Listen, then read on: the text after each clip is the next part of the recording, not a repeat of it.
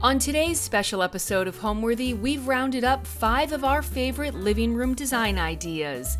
From playful patterns in Palm Beach, Florida, to classic and collected in Birmingham, Alabama.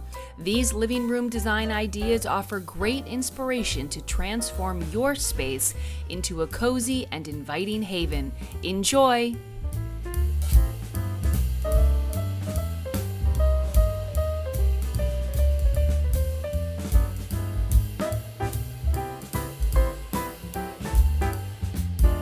You're watching Homeworthy, where we believe every home has a story. Like and subscribe for more. So let's go now into the living room. This is the formal living room. And it was a very dark room, and it was red, but it had all this fabulous millwork in it and original fireplace and these fantastic drapes, which are sort of hand brocaded. They were from the original owners, and I asked for them to be kept with the house. So I had them taken down, restored and cleaned, and really wanted to have that be the showpiece of the room because they were just so gorgeous, like just with the birds and you can see the vines coming down. I thought they were just too good not to work around. So I asked my friend Shelly Johnstone Design. Shelly's from Lake Forest. She came down and helped me with some of the rooms, and this was one room that she helped me with. And she said, just go white, go simple, and let the room and everything speak for itself. So all we really did in here was we did some paint. We put a mirror above the fireplace to allow some light to come in to the living room, and I put up the clock was in my grandparents' house. It's something very important to me, is have a lot of elements from my grandparents or from my mother in the room. So again, I feel that sort of sense of comfort. And so in this room, I have a couple pieces, like this demi-lune piece. I actually got that piece. My friend Sam has a resale shop in Lake Forest, Illinois, and one of her friends had consigned these, and these were from, they sold at Sotheby's about 20 years ago, and I thought they worked perfectly in this space. And then we did the rest. Actually, the couch is from Trading Treasures as well. I love the shape of it and the color. I had a custom Gracie put behind, which was sort of there to replicate the theme of the vine with the drapery. And Shelly helped me with the chairs. And I actually, with the coffee table, I had that hand painted. It's turtle or tortoise shell. I had that hand painted here by a fantastic painter in Dallas. So I actually bought the table, and it was really it was a hard room to find the right coffee table for. So I wanted to make it custom. And actually, one of my favorite things on the coffee tables, I love books. I love the color that they bring to a room. And there's a book on homes of the Park Cities in Dallas. And I had this book when I first moved to Dallas, and this was the house probably, I don't know, maybe 15 years before we bought it, when the book was put together, and you can see what the exterior of the home looked like. It had a bit of like a beige paint and a lot of ivy and a large tree there.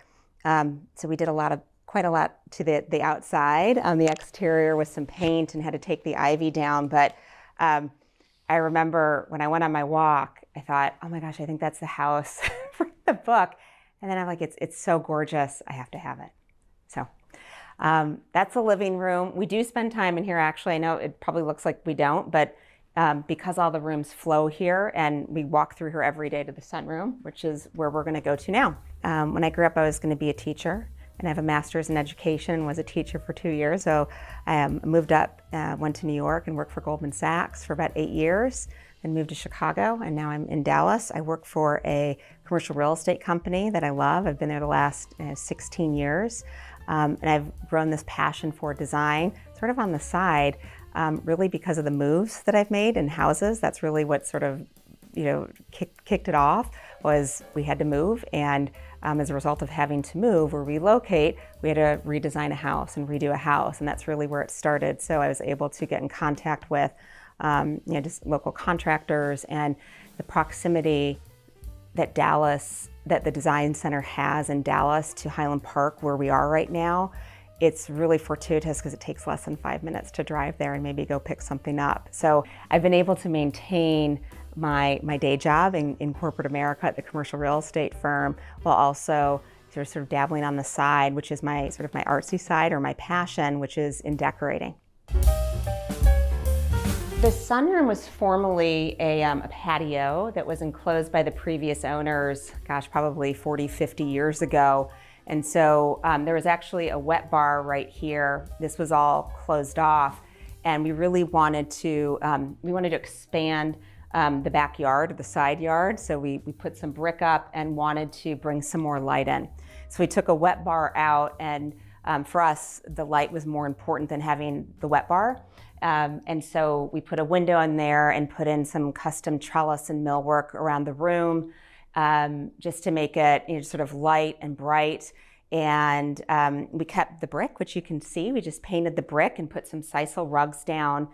And I've been, there's a lot of things in here. I love animals. I have monkey lamps that that I purchased at antique stores, or like the elephants that were in my parents' home growing up, or like the little frog. This chair I love, John Roselli, anything from him that he's procured. Actually, I think this area might be John Roselli as I look at the candlesticks and the table. So I've really liked to collect sort of light and really light and airy things. And this fabric was a vintage fabric that I purchased, I think 50 yards. It was like $200 or something really just sort of ridiculous. I wanted to work this room around the fabric. So there's always something that sort of I anchor to that is the driving force behind how I curate the rest of the room. And it's just fun. It reminds me of growing up. It reminds me of my room growing up. And you'll find a lot of people there, taking a snooze. These chairs back here, I actually, Shelly and I got them together when she came down on a Dallas trip, and we were in Scout Design, which is a store here in Dallas that has really fun, eclectic things. And then in the back, they have antiques. And so these were a set of chairs, antique chairs, and I loved the green and thought they would be fabulous in the sunroom, and just did a pink and white ticking stripe with it. Just sort of fun and whimsical. For some reason, I have a lot of mirrors, and my mother gave me a lot of mirrors and wanted me to have a lot of mirrors, and they're fabulous, and they were all gold, a lot of Chippendale ones, and I didn't have a place for them, and so I thought, I think I'm going to paint them. So I don't know, my mother probably wouldn't be thrilled with me, but they have a purpose, they're great, and I think they look fabulous in the room. So we did them like a high gloss white, so that we could put them up in the room. I wanted, a sense of old. I didn't want to buy something new. I really wanted to incorporate old elements into the home and have a good mix of a new piece here and there, like the John Roselli chair, but then also incorporate antiques. So this room, there's a lot done in this room. I actually spend a lot of time in here. I'm usually at this room at 6 a.m. every morning doing calls. This is actually my desk. This is where I work. This is my father's desk from the house that I grew up in. It's a pine table that my mom actually got for him. I remember when she bought it, and I sit there every day and do calls, and it's typically dark, and then usually at 7:30 the light starts to shine in and the sun comes in, and it's just a great place to work. It's happy, it's bright. If I need to get outside, I open the side door. My daughter, oldest daughter, was a tennis player on the high school team. They win state every year, and so I had to give an ode to her, and I had like a fun Slim Aarons picture with the tennis player above it to just sort of make the room a little bit more casual, a little bit more fun. This is where I work. This is also where we play cards. So I actually designed the table and had my furniture maker here in Dallas make it. And I wanted to give an ode to my heritage, which is the Greek key. And in keeping with the room, I wanted to do like a green and white. We actually do play games here and use this table quite a bit. In COVID, it got a lot of use. And Mahjong is a game that's really big here in Dallas. And I have a Mahjong quartet, a group of ladies, and we play once a month right here with have our little drinks and get a view of the yard.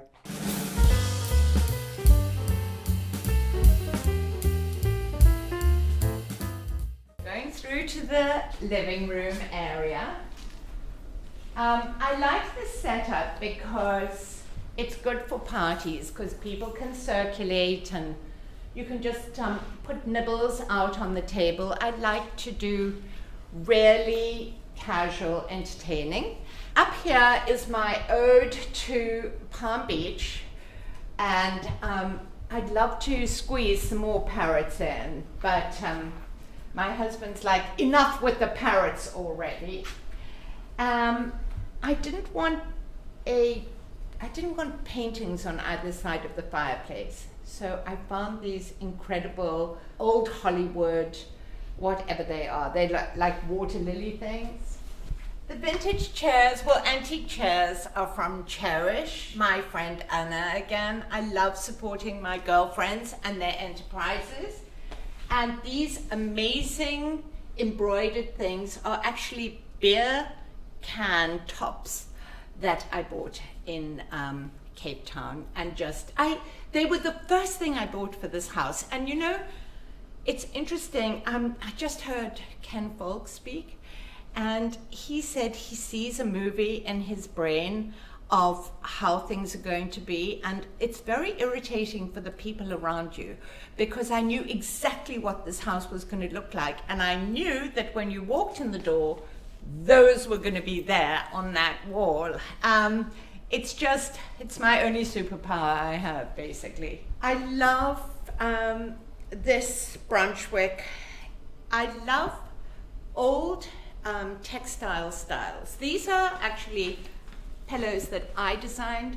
This is my interpretation of an ECAT.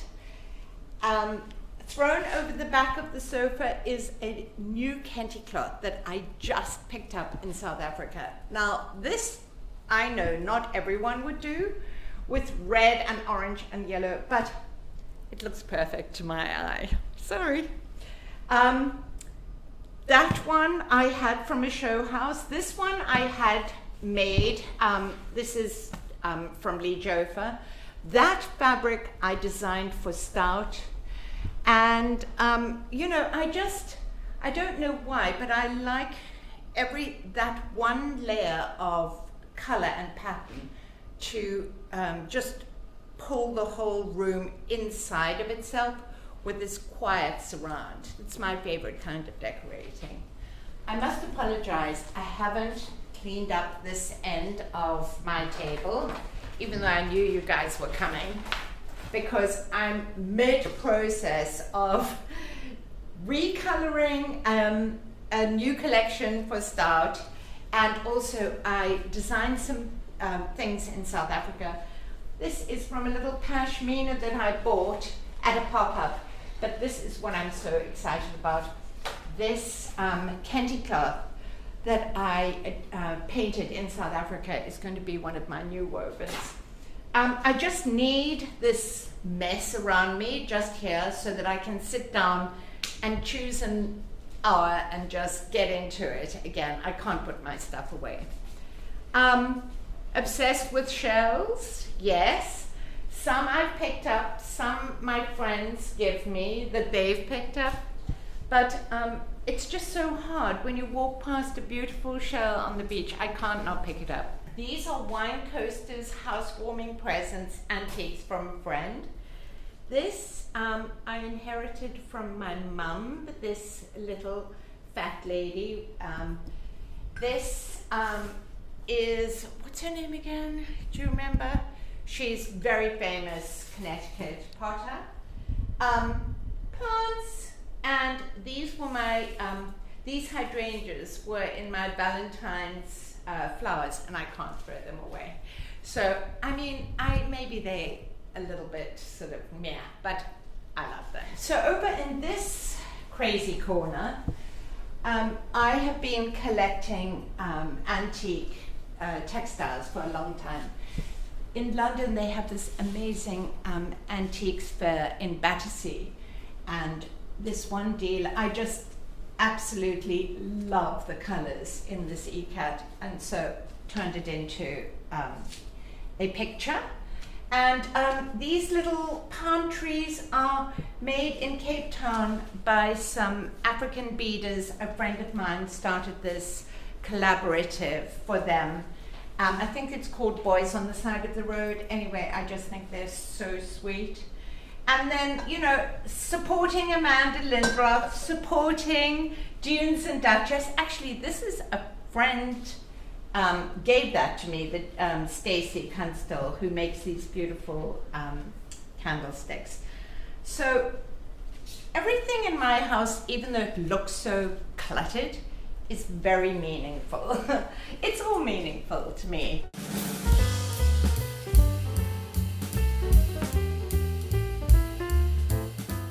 So since the dining room literally flows into the living room, I really wanted a sense of separation, and I think this writing desk gives me that.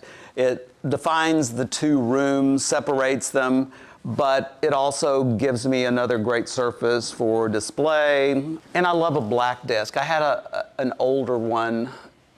Well, I had one before that wasn't as good, but I loved it, but it wasn't large enough. So I actually found this at one of my favorite dealers here in Dallas, Wolf Hall, and I loved the piece. It wasn't totally Louis XV. It was sort of getting a little transitional, and I liked that.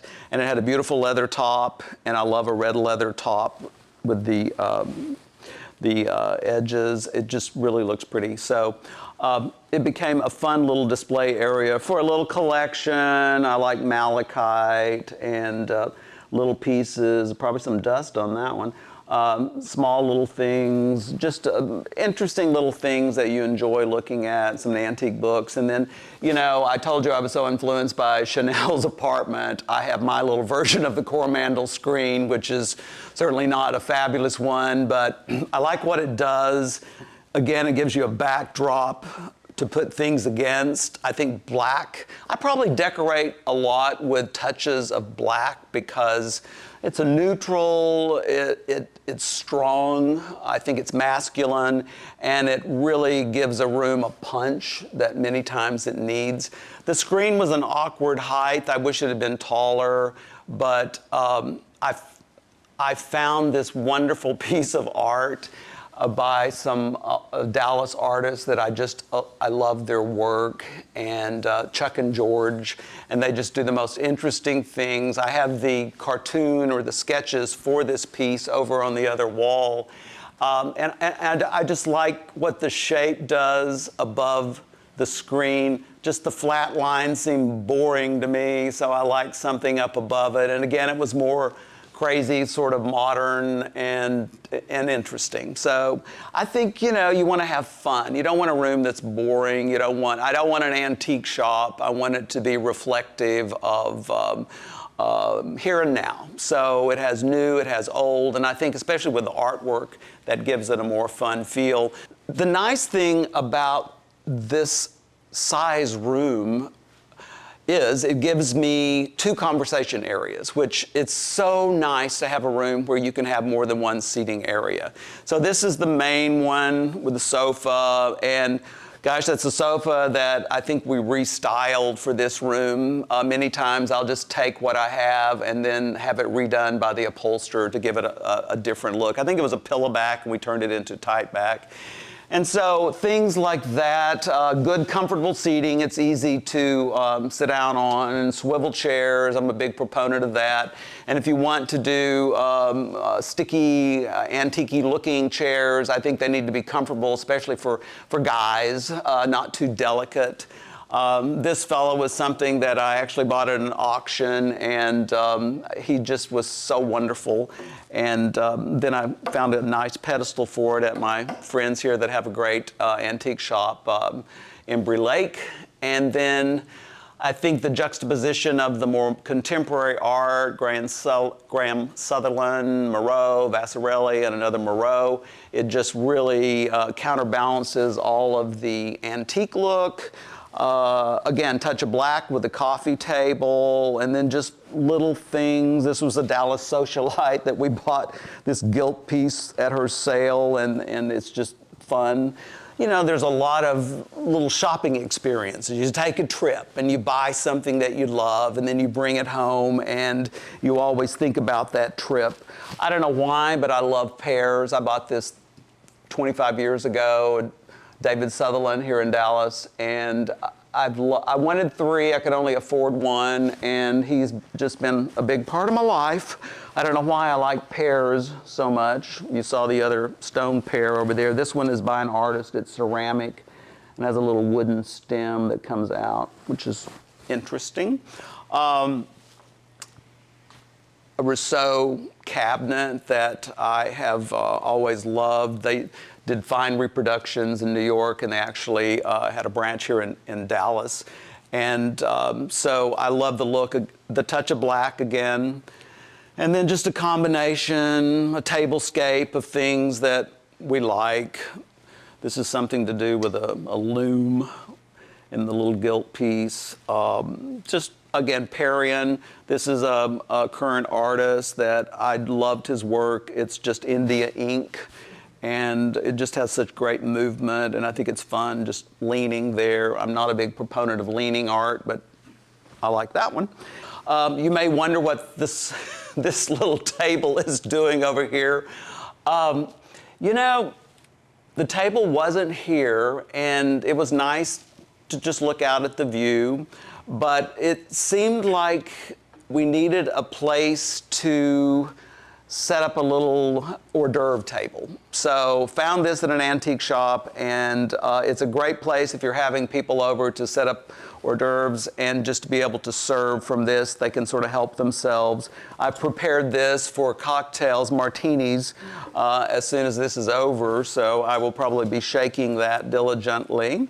And then the other thing is you can take this chair and scoot the other one up, and we do dinner here many times, enjoying the view close to the glass and seeing downtown. So I think that was a really smart investment we did. I thought it would be temporary and I would take it out, but it's never left because it's so serviceable. So I think when those things happen, you need to listen to them, and that becomes a part of the room. The piano, we discussed, I had to deal with that because I had it and I wanted it, and obviously that's one of the first things you have to figure out where you're going to put the piano. Fortunately, the room was big enough to accommodate it. And then, you know, just extra seating here. Again, the Calder, I think, gave it a fun counterbalance to all the antiques. I like the jolt of orangey red. I think that's fun. Some different artists that did different things. We call her the opera singer because she looks like she's getting ready to break forth into song. And it's just, you know, when we have someone playing the piano and enjoying the room and enjoying conversation and friends, it becomes alive. People make the room come to life. I studied for years, but it's all evaporated. Now I can barely play chopsticks. But I have really talented friends that play beautifully, and so they can come over and play whenever they want to. So that leads us to the other side of the room, which is probably the most popular, the bar area. There was a bar here, but it was orange and awful, and so, well, it was outdated. It was perfectly fine at the time, but we ripped it out, and this really makes the room work. The bar has a refrigerator, an ice maker, and wine cooler. Everything is here. So when guests come, they will come into the room. They usually look out the window at the view, and then we'll sort of perch here on these. I had this little banquette built, it's actually just an armless sofa built, and this becomes a really great conversation area. And I can host and be bartender and pull out the glasses and make a cocktail because I've got all of the stuff right here to make a martini or wine or whatever you want, and then I can be with my guests, I can be talking to them, and we can carry on, and I can make them a drink at the same time. So this was the smartest thing. And so if you have a big party, the people will split up. You'll have a group over there, then you'll have a group over here, but I can kind of always monitor who needs a refill or what they need, and it becomes a really special little area for talking, conversation. Always have nibblies around here. When we're not nibbling, then we have I have a little thing for monkeys, and so we have monkeys, and I'm nuts about peonies. So thank goodness peonies are in season right now. So they make it fun. This is a really nice center table that I got from Embry Lake, and one of the first things that I purchased. I actually had it for my house, and I knew it was going to go here, and it was going to become this little conversation area, which just is such a nice place to, enjoy your friends and sit and talk and have a cocktail. I love people coming over. We're big proponents of cocktail hour. Now, I'll tell you this, the only bad thing is people don't know when to go home, and so then I feel like I've got to do dinner, and so if I can't cook, it's got to be nibbly. So now I do finger sandwiches, and I bring those in, because used to, I think you had cocktails for a couple hours, and then everyone left and went on to dinner. Now they don't leave, they just stay. But, I love them, and so that's good. It's fun to stay and have a good time. But then I felt guilty because I hadn't fed them, so I had to figure out things to serve. I love the giant cashews from Trader Joe's. We just go through them by the gross practically. And then there was a place in town that did wonderful finger sandwiches, chicken salad and tuna and egg salad and such. And I always have those on hand for a party so I could bring it out on a tray and soak up the liquor.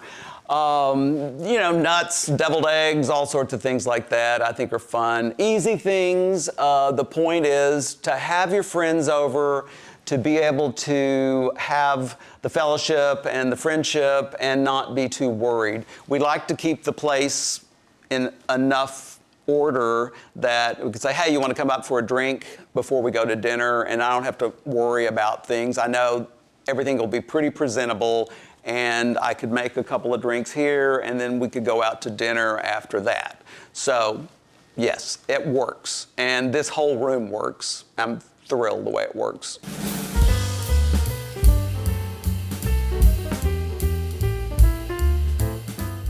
Now we're gonna head from the foyer into our formal living room, so come along with me.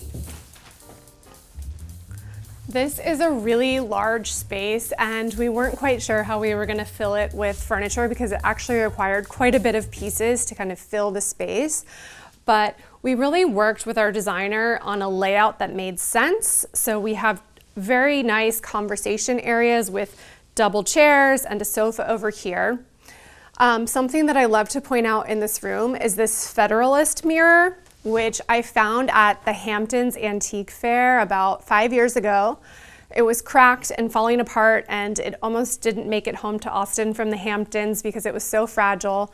But I found it for a steal, and I just knew that one day I would have a place for it, and voila, here it is. And I think that the gold pop and kind of the antique look really make this space feel classic and traditional. But then here you have below the pedestal with a very sculptural statue sitting on top of it, which gives that modern edge.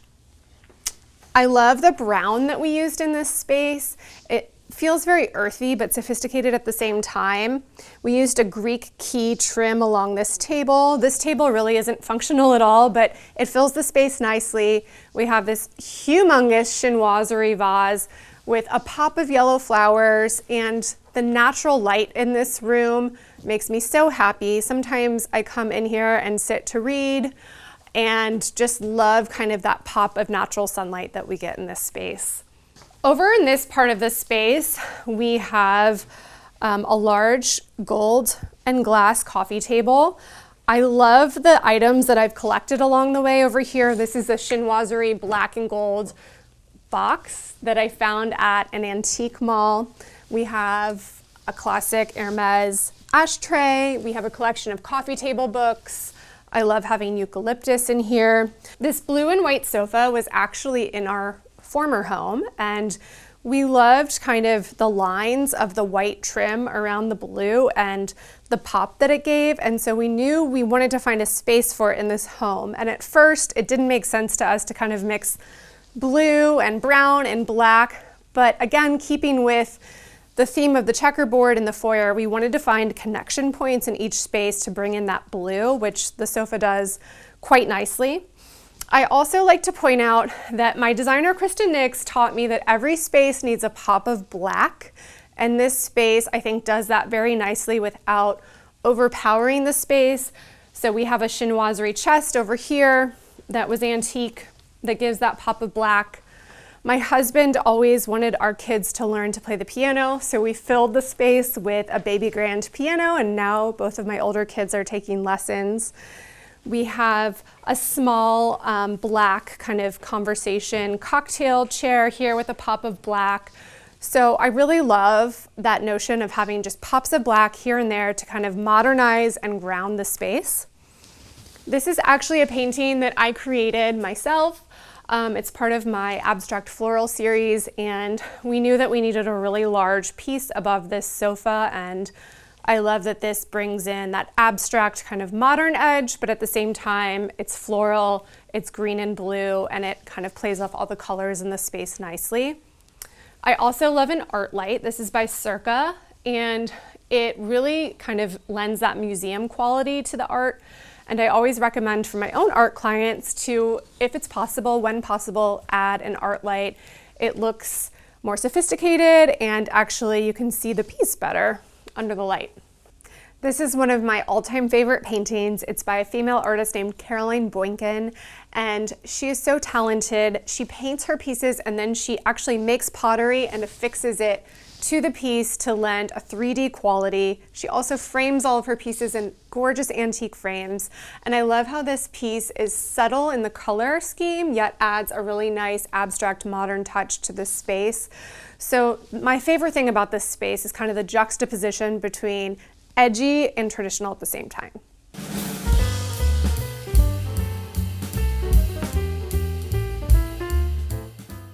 This is where I spend most of my time if I'm not working at the office.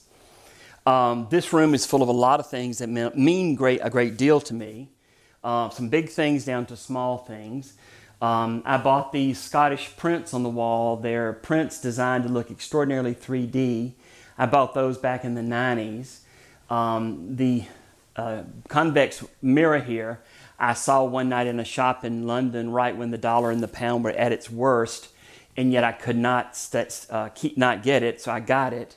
I've been collecting martini shakers over the years. This is about half what I've got. And they're all on top of this old, I think it's Irish table that I bought from a friend, a dealer.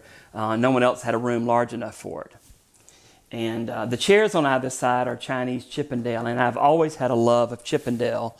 Most people don't care for it that much. But my friend who was working with me on the project, Jane Hoke, found these in Atlanta and basically knew enough to load them up and bring them because she knew I wanted them, and she was correct. I drink everything from a martini to a gin and tonic to scotch, just depends. The bar's a little low because of COVID. I used to have more alcohol, but I'm trying to replenish. I may have mentioned earlier that I have this passion for Egyptian revival. And those are, I have a pair of terracotta sphinxes that I think were originally in a garden, but they're too delicate to be in a garden. I have one here and I have one in my office, but I have a thing for anything that is Egyptian revival. Early on, before I built this house, my friend Jane said, quit buying so many small things, you need something large. So I found this English cabinet and decided that would be my large thing. We also figured out it was a great way to hide the TV. So this room was designed around this cabinet and this table and those pair of consoles over there. Everything else was just brought in, but I had already, most of the furniture I had, so when I was designing the room, I knew exactly where it would all have to go. This is a painting by a follower of Canaletto. I've always loved the work of Canaletto, so sadly cannot afford one, but this is a man who was a contemporary who was basically copied Canaletto's style, which became very popular. This chair is particularly precious to me. This was a chair that belonged to my grandparents. My grandmother used it when she was paying bills and writing checks. Jane, my designer, suggested I reupholster it in a more stylish pattern. It used to be in blue damask, And so I'm so happy I did, because it's given it a whole new life, and it's made me extra proud of it. This is a little cast iron dog I found in Charleston, and he was so heavy. I don't know what he's made out of it besides cast iron, but I had to have him. And the best thing is he doesn't wet the rug and he doesn't bite. When I got out of school, I always thought that I might end up in Virginia or Maryland area, because I have such a love of history and frankly a love of the architecture.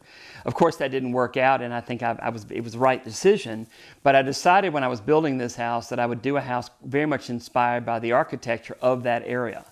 And so there's a house in Maryland that I really liked, and so much of the molding and the detail in this house was patterned on that work. I knew that I wanted to do a mantle, and I wanted to have an elaborate overmantle, because most of my clients won't let me do that. It's a bit too extravagant, and I knew I was only going to have this one fireplace that I really wanted to set it off. So we designed everything around the mantle, and then the painting I had bought in London. It is a fairly well-known artist who did all the paintings at Trinity College, the portraits. And years ago, this room was in a magazine with my Christmas tree, and I got a phone call from an art expert in London who said, I know about your painting, and he gave me the whole spiel. It's not the best painting in the world, but now it means extra more to me because it does have a very interesting history. As I said earlier downstairs, I have always had a passion for Eagle William Kentish style consoles. And these pair came up, I guess, in early part of 2000, and I jumped on them, and at the time they were far beyond my means, but I had to have them. And I've never regretted it, and I designed the entire room around this pair of consoles. The lamps are by my good friend Chris Spitzmiller, and then the drawings above it are ones I collected in France, primarily France, over the years, with some weird accessories. These are micro mosaics. There's a wonderful ball clock over there that I got from Niall Smith. And Niall has always been another destination that I loved. And I also have a huge interest in anything Grand Tour. So you've got these obelisk, there's one in the yard. You've got Trajan's column. And then you've got these small micro mosaics that sort of reinforce that theme. So really, if there's anything Grand Tour and not nailed down, I will try to buy it and take it. I'm very fortunate to have a lot of talented friends, and many of them have written books. And of course, I insist on getting a signed copy. And the books that are particularly dear to me are all right here on this table. But when I have a party, of course, I have to pass out coasters because I can't let anybody ruin the books. But if you've written a book for me, your book is here. And signed somewhere in this pile here. I have a thing for pieces of furniture that do things like rise up, tilt over, swing around. And this is I guess, early 19th century French writing architect's table or drawing lectern. And I found this, and it was at home. I really liked the people, and so I bought it from them. And I keep some of my nicest books here. This is a very rare book. This is a book on the work of Mellor, Meigs, and Howe. And it's all a book on one farm that was built it's in Lavrock, Pennsylvania. And the farm only existed for about 10 years, I think, and then was torn down. But it's one of my favorite books that I have. Thanks for watching. For more Homeworthy content, be sure to like and subscribe.